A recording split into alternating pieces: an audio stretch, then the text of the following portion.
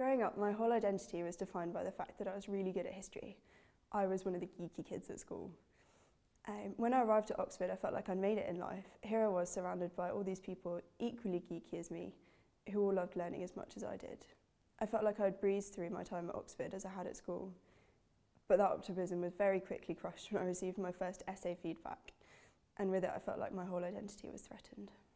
Nonetheless, I made many friends for life that term, and I grew particularly close to my college brother. However, there was a catch. He was becoming more and more interested in all that Christian stuff.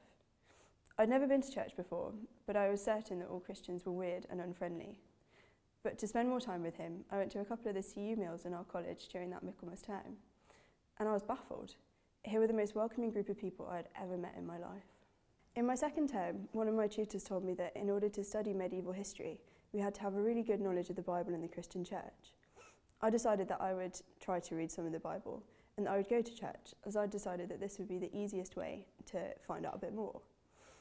However, after going to church that Sunday, I didn't return for another 4 months. The sermon was on, "Is Jesus the only way to God?" and I immediately took offence to the preacher's line of argument. He stated that Jesus was indeed the only way to God, and having been brought up in a multicultural context, I found this really shocking. Later on, my college brother had become a Christian, and I was furious.